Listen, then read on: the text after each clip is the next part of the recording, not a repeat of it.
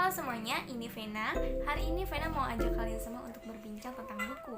Ngomong-ngomong teman-teman, kita sudah berada di hampir penghujung tahun. Beberapa bulan lagi, tahun 2021 akan berganti dan bertambah satu angka lagi.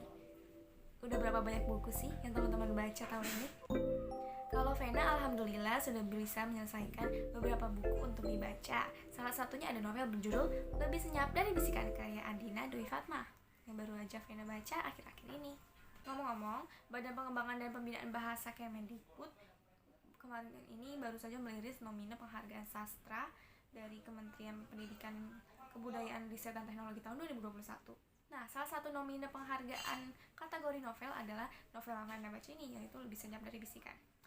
Vena udah baca sih, dan akhirnya Vena tahu juga kenapa novel ini bisa masuk ke nomine. Vena punya beberapa catatan, dan Vena ingin membagikan dengan kalian semua. Nah teman-teman, novel Lebih Senyap dari Bisikan ini terlihat sekali berusaha merangkul dan mencakup banyak topik dalam satu novel. Tema besarnya sebenarnya adalah tentang dunia perempuan dan juga kehidupan pernikahan yang sangat kompleks. Di samping itu, Lebih Senyap dari Bisikan mempresentasikan hubungan masyarakat urban, masalah mereka, dan juga pemikiran-pemikirannya. Topik pernikahan berbeda agama juga tampak menjadi latar hubungan Amara dan Baron, yaitu tokoh pada novel ini. Stigma-stigma masyarakat tentang keluarga ideal dan perempuan yang dituntut untuk serba bisa juga terdapat dalam novel ini. Tapi Vena rasa sih novel ini adil ya, dalam artian tidak berusaha menekankan siapa yang benar antara perempuan atau laki-laki, apakah perempuan yang paling benar atau laki-laki yang selalu salah. Lebih Senyap dari Bisikan ini lebih mengarahkan betapa stigma-stigma masyarakat itu memberatkan semua pihak. Nah, stigma-stigma masyarakat ini sering sekali salah dan memberatkan pribadi, baik perempuan ataupun laki-laki itu sendiri. Novel ini memang mengambil sudut pandang Amara, yaitu sebagai perempuan, seorang istri dan juga ibu. Nah, kita akan diantar untuk mendalami pemikiran dan perasaan Amara sebagai perempuan. Nah, teman-teman, plot cerita ini tuh meliuk-liuk, loncat ke sana, loncat ke sini. Teknik alur yang digunakan adalah campur aduk. Nah, secara keseluruhan, garis besar dari novel ini tuh bisa dibagi menjadi tiga fragmen atau tiga segmen kali ya, yaitu ada kehidupan Amara dan Baron sebelum memiliki anak, menjelang kelahiran anak, dan juga setelah memiliki anak. Tapi penulis menggunakan teknik narasi kilas balik tiap kali ada celah untuk bercerita tentang masa lalu atau masa-masa sebelumnya. Nah, sudut pandang yang digunakan dalam novel ini adalah tokoh Amara sendiri, yaitu sebagai perempuan. Amara diposisikan sebagai pemegang kendali narasi. Berarti membaca buku ini tuh berarti kita mengikuti dan turut melihat pemikiran dan sudut pandang Amara sebagai wanita urban, seorang istri, dan juga sebagai ibu muda.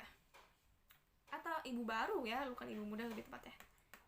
Nah, kemudian latar urban atau perkotaan, lebih tepatnya di Jakarta, kita diperlihatkan dengan segala kepelikan menjadi masyarakat urban. Latar masyarakat kota yang ternyata juga tak dapat jauh dan lepas dari stigma-stigma yang seharusnya sudah lebih baik ditinggalkan. Nah, penokohan dalam novel ini tuh gak semata-mata lurus atau konsisten dari awal hingga akhir. Gak selalu dia baik dari awal hingga akhir. Nah, tapi kita diperlihatkan bagaimana tokoh-tokoh dalam novel ini, terutama Amara dan Baron, itu tokoh utamanya, mengalami perubahan dan pergolakan dalam karakter mereka yang disebabkan oleh beragam keadaan. Kita bisa lihat kalau Amara tidak selalu ditokohkan sebagai perempuan yang independen. Kadang-kadang sisi perempuannya yang alamiah tampak terutama akibat hormon masa dan pasca melahirkan. Nah, Baron juga tidak selalu ditokohkan sebagai laki-laki yang kuat dan bertanggung jawab. Nah, pergeseran dan perubahan karakter Baron sebagai laki-laki cukup mengejutkan sebenarnya dan mengecewakan bagi pembaca yang menghayati cerita dan berharap kisah ini bisa menjadi sebuah contoh. Kita mengharapkan kalau Baron bisa menjadi sebuah contoh. Tapi novel ini nyatanya menawarkan kita untuk melihat realita kehidupan bahwa memang tidak ada sesuatu yang pasti dan abadi. Banyak banget pesan dan juga yang dapat diambil dari novel ini tuh, bahwa tidak ada yang pasti dan tetap atau abadi dalam kehidupan ini. Kehidupan pernikahan pun tidak sederhana dan semudah rancangan-rancangan yang telah dibuat pasangan, sebab hidup bergerak begitu penuh ketidakterdugaan. Betapa banyak stigma masyarakat yang memberatkan perempuan dan membiarkan mereka hidup merana sebab terbawa arus tersebut. Pada kenyataannya, kehidupan menjadi perempuan begitu kompleks. Menjadi seorang ibu tidak semudah bayangannya.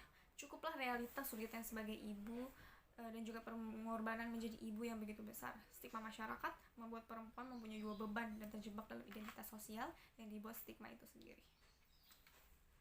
Oke, jadi dalam situasi kehidupan yang meresahkan ini, novel Lebih Senyap Dari Bisikan ini membuat pembaca menilik dan mempertanyakan kembali apa sih arti keluarga itu. Apa sih arti keluarga, arti pernikahan, dan juga arti menjadi orang tua. Buku ini bagus banget direkomendasikan untuk para pasangan sebelum menjejaki jenjang pernikahan. Bahwa satu hal yang mereka harus sadari, kehidupan itu gak selalu sama dengan rancangan-rancangan. Nah, sudah siapkah kita menerima masing-masing diri dan juga pasangan pada saat-saat itu?